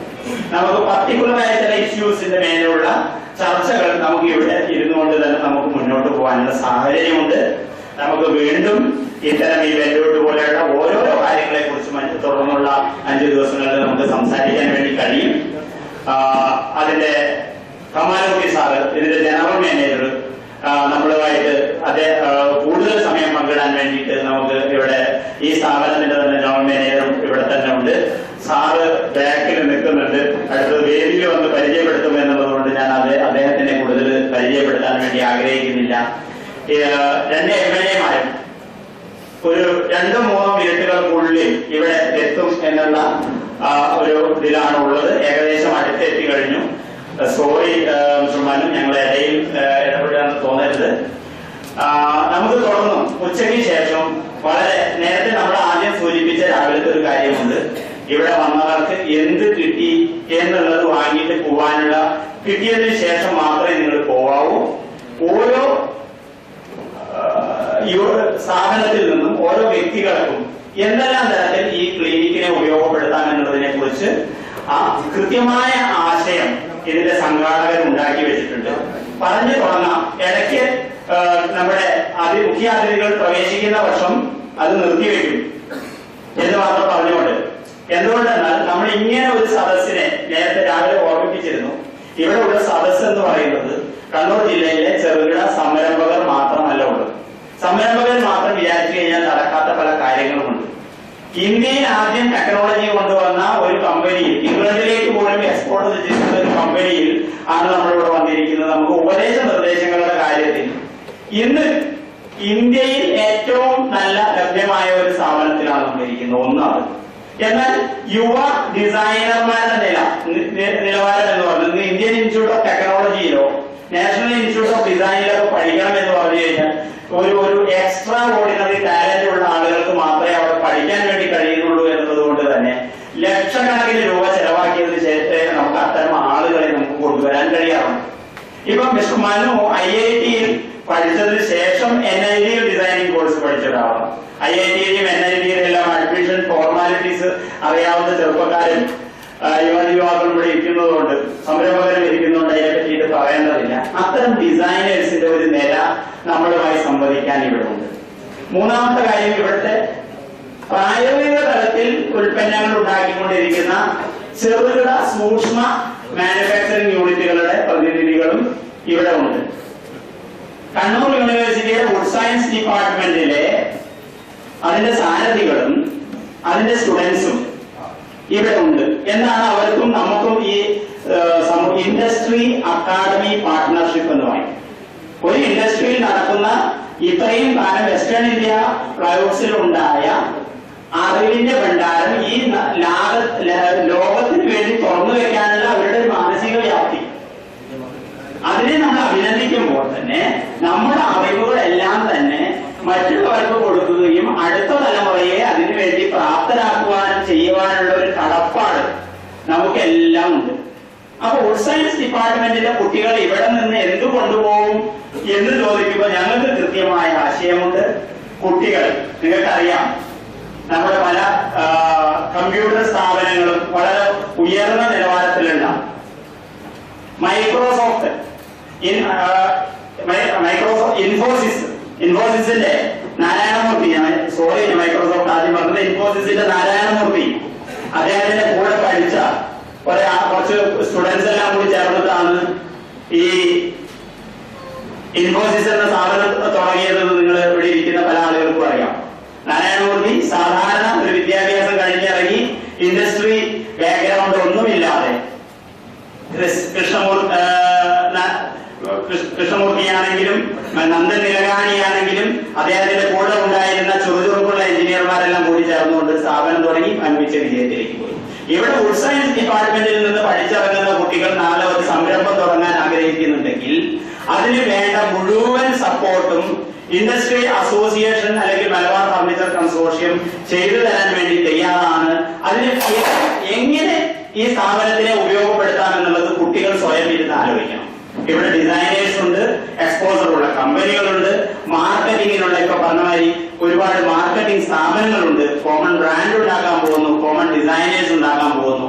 നിങ്ങളുടെ ടീമിന് എങ്ങനെ ഇതിനെ ഈ അവസരത്തിനെ ഉപയോഗപ്പെടുത്താമെന്ന് നിങ്ങൾ ആലോചിക്കുകയും ആവശ്യമാണെങ്കിൽ നിങ്ങളുടെ സ്ഥാപനത്തിൽ തുടർന്നുള്ള ചർച്ചയിൽ പങ്കെടുക്കാനും നമ്മൾ എന്നും മുൻനിരയിൽ ഉണ്ടായിരിക്കുമെന്നാണ് ആ ഡിപ്പാർട്ട്മെന്റ്, വുഡ് സയൻസ് ഡിപ്പാർട്ട്മെന്റിനോട് ഞങ്ങൾക്ക് പറയാനുള്ളത്. മറ്റൊന്ന് ITI, കണ്ണൂർ ITIയിൽ നിന്നുള്ള സ്റ്റുഡൻസും അധ്യാപകരുമുണ്ട്. ഇവിടെ സ്റ്റുഡൻസിനോട് നമുക്ക് പറയാനുള്ളത് അവരുടെ ഓപ്ഷൻസ് ഓപ്പൺ ആയിരിക്കട്ടെ. അബ്ദുൽ കലാം പറഞ്ഞതുപോലെ നമ്മൾ സ്വപ്നം കണ്ടിട്ട് ഈ വലിയ നിലയിലാണോ ചെറിയ നിലയിലാണോ സ്വപ്നങ്ങൾ അവരവർക്ക് കാണാനുള്ള സ്വാതന്ത്ര്യമുണ്ട്. നിങ്ങൾ സ്വപ്നം എന്തോ ആവട്ടെ, അതിനെ സഹായിക്കാൻ മലബാർ ഫർണിച്ചർ കൺസോർഷ്യം ഉണ്ട്. ഇവിടുത്തെ ചെറുകിട സംരംഭകരുണ്ട്. വെസ്റ്റേൺ ഇന്ത്യ പോലെയുള്ള വലിയ സംരംഭകരും മനസ്സ് തുറന്ന ആളുകളുമുണ്ട്. എങ്ങനെയൊക്കെ ഉപയോഗപ്പെടുത്താം? ജോലിയാ വേണ്ടതെങ്കിൽ ഇത് കഴിഞ്ഞ് കഴിഞ്ഞാൽ അപ്രന്റീസ്ഷിപ്പോ ജോലിയോ തരാൻ വേണ്ടിയിട്ട് 100% തൊഴിൽ ഉറപ്പ് നമുക്ക് തരാൻ വേണ്ടി കഴിയും ഒരു ഭാഗം. രണ്ടാമത്തെ കാര്യം, നിങ്ങൾ അബ്ദുൽ കലാമിന്റെ കോട്ടിങ് തന്നെ അടുത്തതായിട്ട് എടുത്ത് പറയേണ്ടതുണ്ട്. നിങ്ങൾ തൊഴിലാളികളായി ഇവിടെ ഇരിക്കുന്നവരാരും തന്നെ തൊഴിലാളികളാവാതെ തൊഴിൽ ദാതാക്കളായി മാറാൻ, ആയിരക്കണക്കിന് ആളുകൾക്ക് തൊഴിൽ കൊടുക്കുന്ന ആളുകളായി മാറാനുള്ള സംരംഭകത്വം നിങ്ങളുടെ ഉള്ളിൽ വളർന്നു വരികയാണെങ്കിൽ സംരംഭകത്വത്തിന് വേണ്ട ട്രെയിനിങ് കാര്യങ്ങൾ തരാൻ വേണ്ടിയിട്ടാണ് MSFE ഡെവലപ്മെന്റ് ഇൻസ്റ്റിറ്റ്യൂട്ടിന്റെ പണിക്കശ്ശേരി സാറിനെ മാറിയുള്ള ഡയറക്ടർ ഇന്നലെ മുതലേ വന്നിരിക്കുകയാണ്. സംരംഭകത്വം എങ്ങനെ ചെറുപ്പക്കാരിലേക്ക് സമൂഹത്തിലേക്ക് വ്യാപിപ്പിക്കാം എന്നതിന് വേണ്ടിയിട്ട് ഗവൺമെന്റ് ഇൻസ്റ്റിറ്റ്യൂട്ട് കെട്ടിയിരിക്കുക. അതിന്റെ ഡയറക്ടർ ഇവിടെ ഉണ്ട്, പഠിച്ച ശേഷം. നമുക്ക് സംരംഭം തുടങ്ങണമെങ്കിൽ, തൊഴിൽ വേണമെങ്കിൽ തൊഴിൽ, സംരംഭം തുടങ്ങണമെങ്കിൽ സ്വന്തമായി വേണമെങ്കിൽ തുടങ്ങാം, കൂട്ടായിട്ട് വേണമെങ്കിൽ തുടങ്ങാം. ഇതിന് പഠിക്കാനുള്ള ഒരു പ്ലാറ്റ്ഫോം ആയിട്ട് ഈ ഒരു സാഹചര്യത്തിന് നിങ്ങൾക്ക് ഉപയോഗപ്പെടുത്താം. ആരും തന്നെ ഇവിടെ വന്നത് വെറുതെയായി എന്നല്ല, ഇവിടെ വന്നത് ജീവിതത്തിലെ ഒരു വഴിത്തിരിവിനുള്ള കാരണമായി എന്ന് തീർച്ചയായിട്ടും ആ ഒരു അനുഭവത്തോടു കൂടി വേണം ഇവിടുന്ന് ഇറങ്ങിപ്പോകാൻ എന്ന് ഞങ്ങൾക്ക് കടുംപിടുത്തമുണ്ട്, നിശ്ചയദാർഢ്യമുണ്ട്. അത് നിങ്ങൾക്ക് ലഭിച്ചിട്ടില്ലെങ്കിൽ ഞങ്ങളെ കോളറിന് പിടിക്കാൻ വേണ്ടി നിങ്ങൾ തയ്യാറായിട്ട് തന്നെ നിൽക്കണം. നമ്മൾ അതിനുവേണ്ടി മനസ്സ് തുറന്നു നിൽക്കണം. ഐടിഐയുടെ കാര്യമാണ്. പോളിടെക്നിക്കിൽ നിന്നുള്ള ഡിസൈനേഴ്സ് ആയിട്ടുള്ള വളരെ ചുരുക്കമുള്ള യുവാക്കളും യുവതികളും ഇവിടെ വന്നിട്ടുണ്ട്. നിങ്ങൾക്ക് ഡിസൈനിങ്ങിലാണോ താല്പര്യം, സംരംഭകത്വത്തിലാണോ താല്പര്യം, നേരത്തെ പറഞ്ഞതുപോലെ അത്തരം കാര്യങ്ങൾക്ക് നമ്മൾ തുടർന്നും നിങ്ങളുമായിട്ടുണ്ട്. എന്നാൽ ഇതിന്റെ കൂട്ടത്തുകൂടെ അധ്യാപകരുണ്ട്. അധ്യാപകരെ നമുക്ക് എങ്ങനെ നമുക്കൊരു വിൻ-വിൻ സിറ്റുവേഷനിലൂടെ അധ്യാപകർക്ക് ഇവിടെ വളരെ നല്ല രീതിയിൽ നാട്ടിൻ പുറങ്ങളിലുള്ള ഗ്രാമങ്ങളിൽ നിന്നുള്ള സാധാരണക്കാരായ ആളുകൾക്ക് പലർക്കും സ്കിൽ അറിയാം, സർട്ടിഫിക്കറ്റ് ഇല്ല. ഈ സർട്ടിഫിക്കറ്റ് കൊടുക്കുവാനും സ്കില്ല് പഠിക്കാൻ താല്പര്യമുള്ള ആളുകൾക്ക് പ്രാദേശികമായി സ്കിൽ ട്രെയിനിങ് കൊടുത്തുകൊണ്ട് അവരെയും 100% ഇവിടെ വ്യവസായികൾ സാധാരണ രീതിയിൽ പറയുന്നത് ഈ കോളേജിൽ നിന്നും പോളിടെക്നിക്കിൽ നിന്നും എഞ്ചിനീയറിംഗിൽ നിന്നും പഠിച്ചിറങ്ങിയ കുട്ടികളുടെ 15-20% മാത്രമാണ് പ്രായോഗികമായിട്ടുള്ളത് ഉള്ളത്. ബാക്കിയുള്ള കാര്യങ്ങളൊക്കെ ഇവർ എന്തിനാണോ പഠിച്ചത്? ഒരുപക്ഷെ ഈ സംരംഭകരുടെ വിവരക്കുറവുകൊണ്ടാണോ അതോ അക്കാദമിയുടെ വിദ്യാഭ്യാസ രീതിയുടെ പ്രശ്നങ്ങളാണോ എന്നത് വിലയിരുത്താൻ മാത്രം കഴിവില്ലാത്ത ഒരാളായതുകൊണ്ട് അത് നമ്മൾ കൂട്ടായി വിലയിരുത്തപ്പെടുന്ന സംഗതികളാണ്.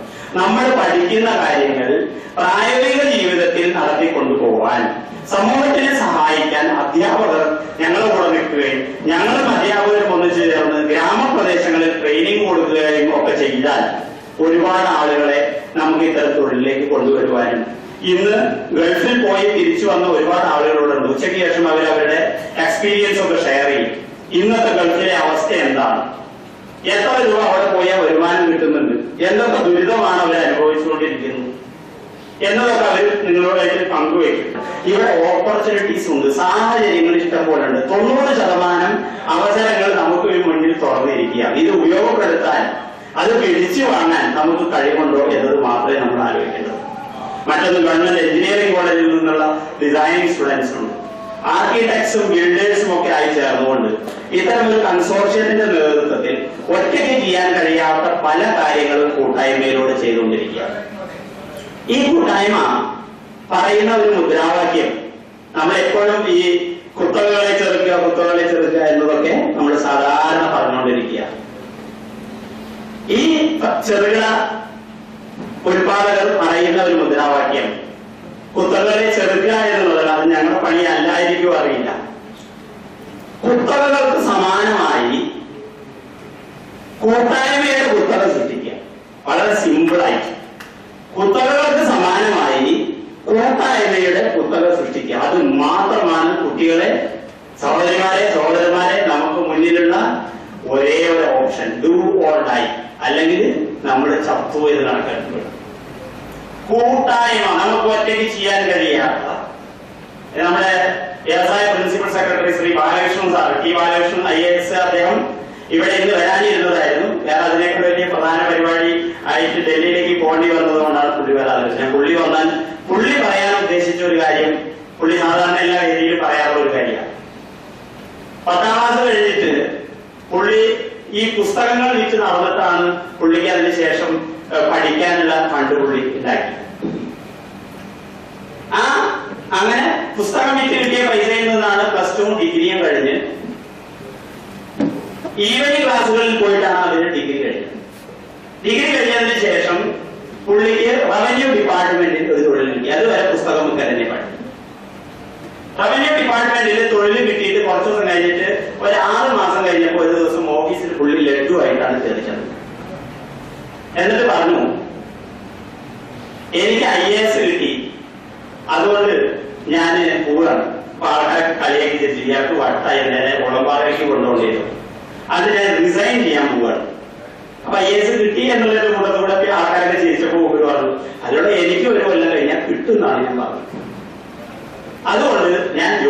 രാജിവെക്കുക.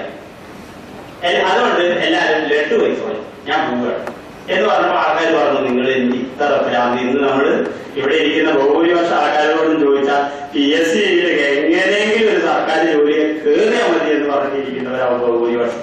ഞാൻ ചർച്ച ചെയ്ത് സമയം കളയാൻ ആഗ്രഹിക്കുന്നില്ല, കാരണം VIPs വന്നാൽ ഞാനിത് ഉടനെ നിർത്തേണ്ടതുണ്ട്. ഈ ഒരു കാര്യം പുള്ളി രാജിവെച്ച് സർക്കാർ ജോലി വേണ്ടാന്ന് വെച്ചിട്ട് പിറ്റത്തെ ദിവസം മുതൽ സിവിൽ സർവീസിന്റെ ട്രെയിനിങ്ങും പുസ്തകം മുക്കലും അടുത്ത ദിവസം മുതൽ പണി അത് തന്നെയാണ്. അങ്ങനെ അപ്പൊ എന്തിനാണ് ആളുകൾ പറഞ്ഞു ലീവ് എടുത്തിട്ട് നിങ്ങൾ ഒരു സർക്കാർ ജോലിയാണെങ്കിൽ കുറച്ച് കൊല്ലത്തേക്ക് ലീവ് എടുത്തിട്ട് സിവിൽ സർവീസ് കിട്ടിയില്ലാതെ തിരിച്ചിങ്ങോട്ട് കയറാലോ.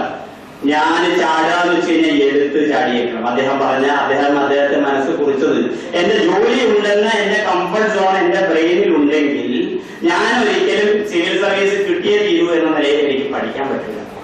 എന്റെ ജോലി പോയാലേ ഞാൻ സിവിൽ സർവീസുകാരനാവും. അങ്ങനെ ജോലി രാജിവെച്ച് ആദ്യത്തെ കൊല്ലം പുള്ളി സിവിൽ സർവീസ് പരീക്ഷ എഴുതിയിട്ട് റവന്യൂ ഡിപ്പാർട്ട്മെന്റിൽ തന്നെ പുള്ളിക്ക് ജോലി കിട്ടി. ഇന്ത്യൻ റവന്യൂ സർവീസ് പുള്ളി കയറിയില്ല.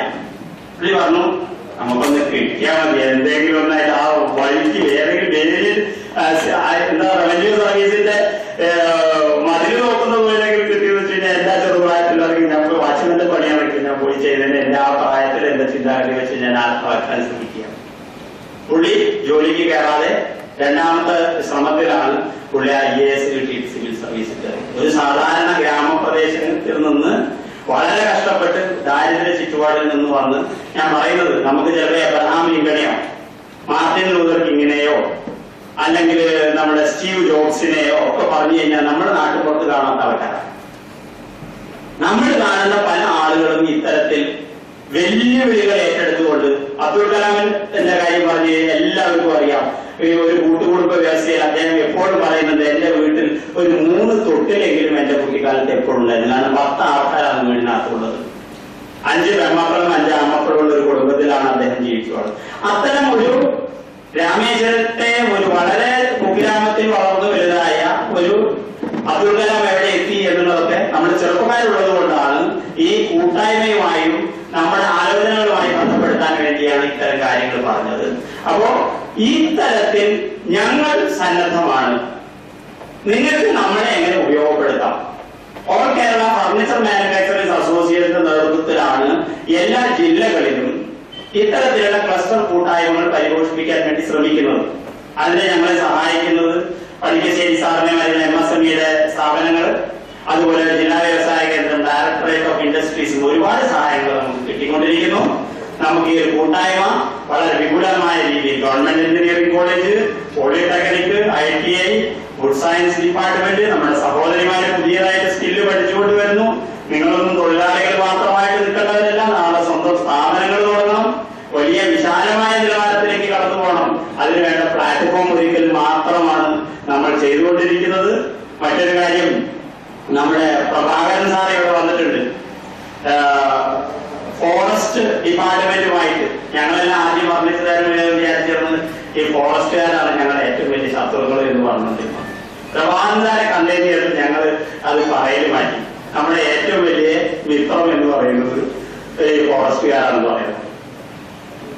പ്രഭാകരൻ സാറ് നമ്മുടെ ഏത് സമയത്തും നമ്മളോട്, ഇന്നും അദ്ദേഹം വളരെ നേരത്തെ തന്നെ വന്ന് ഈ പരിപാടിക്ക് വേണ്ടി ഇരിക്കുന്നുണ്ട്. ഞാൻ അദ്ദേഹത്തിനെ പറ്റി പറയാൻ കരിയക്കാമാരിയുടെ ആൾക്കാർ ഞാൻ എന്തെങ്കിലും പറഞ്ഞു കഴിഞ്ഞാൽ എനിക്ക് പറയാനുള്ളത് നീ പറഞ്ഞു എന്ന് പറഞ്ഞിട്ട് എന്നെ ചിലപ്പോൾ ആക്ഷേപിക്കും. എന്തായാലും ഞങ്ങൾ DFO ഒരു ദിവസം പോയി കണ്ടിട്ട് സാറ് ഈ പരിപാടിക്ക് വരണമെന്ന് പറഞ്ഞപ്പോൾ പുള്ളി പറഞ്ഞു, സമൂഹമായിട്ട് ബന്ധപ്പെട്ടിട്ടുള്ള എന്ത് പരിപാടിക്കും നല്ലത് പ്രഭാകരനെ വിളിക്കാൻ നല്ലത്.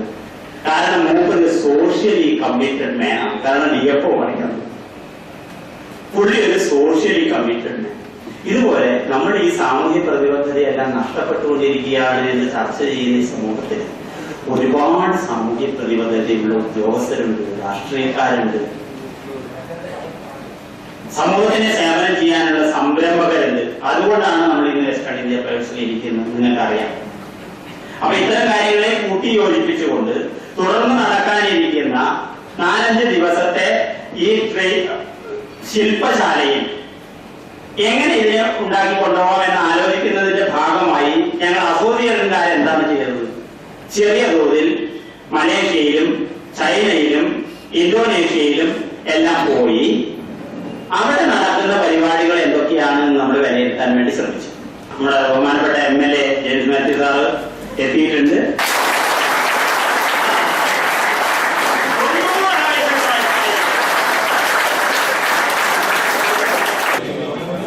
ശ്രീ ജെയിംസ് മാത്യു സാറിന്റെ പെർമിഷനോടുകൂടി 2-3 മിനിറ്റും കൂടെ സംസാരിക്കാൻ പറഞ്ഞു. അതായത് നമ്മുടെ സ്ഥലം MLA ശ്രീ KM ഷാജി 2-3 നിമിഷത്തിനുള്ളിൽ ഇവിടെ എത്തിച്ചേരും. അപ്പോ നമ്മൾ ഇത്തരത്തിൽ വിദേശ രാജ്യങ്ങളിലെല്ലാം പോയി ഇങ്ങനെ വളരെ താഴെക്കടയിൽ കിടക്കുന്ന സാധാരണക്കാരായ ആളുകൾക്ക് എങ്ങനെയാണ് ഈ വിദേശ രാജ്യങ്ങളിലേക്ക് പോകാൻ വേണ്ടി കഴിയുന്നത്? നമുക്കൊന്നും വിദേശം പോയിട്ട് എറണാകുളത്ത് പോകാൻ പോലും കപ്പാസിറ്റി ഇല്ലാത്ത ആളുകളായിരുന്നു. ഞങ്ങളെല്ലാം വിളിച്ച് ഈ കൂട്ടായ്മയുടെ കാര്യങ്ങളൊക്കെ പഠിപ്പിച്ചത് ഈ പണിക്കശ്ശേരി സാറിനെ മാതിരിയുള്ള MSMEയുടെ ഡെവലപ്മെന്റ് ഇൻസ്റ്റിറ്റ്യൂട്ടിന്റെ ഭാഗമായിട്ട് അവർ പറയുകയാണ്, നിങ്ങൾ മറ്റ് രാഷ്ട്രങ്ങളിൽ അവിടുത്തെ വ്യവസായ വികസനവുമായിട്ട് പഠിക്കാൻ വേണ്ടി പോവുകയാണെങ്കിൽ 80% പൈസ നമ്മൾ തരാം, 20% നിങ്ങൾ ചെലവാക്കിയാൽ മതി. ഞാൻ ഗവൺമെന്റിന് സ്കീമുണ്ട്, നിങ്ങൾ പോയിട്ട് വാ. ഞാൻ ഇതൊക്കെ ഇവിടെ ഷെയർ ചെയ്യുന്നത് ഗവൺമെന്റ് ഓഫ് കേരളയ്ക്കും ഗവൺമെന്റ് ഓഫ് ഇന്ത്യക്കും ഒരുപാട് സ്കീമുകളുണ്ട്. സംരംഭകരെ സഹായിക്കാനുണ്ട്. പുതിയതായി വരുന്ന സംരംഭകർ, ചെറുപ്പക്കാരോട് പ്രത്യേകിച്ച് പറയേണ്ട ഒരു കാര്യം, CGTMSE എന്ന് പറഞ്ഞിട്ട് നമ്മുടെ നോട്ടീസിനുള്ളിൽ ഒരു സ്ഥലത്ത് പരാമർശിച്ചിട്ടുണ്ട്. Credit guarantee fund trust four small and medium enterprises എന്ന് പറഞ്ഞിട്ട് എല്ലാവരും മനസ്സിലാക്കി വെക്കേണ്ട ഒരു സ്കീമാണ് CGTMSE. 1 കോടി രൂപ വരെ കൊളാട്രൽ സെക്യൂരിറ്റി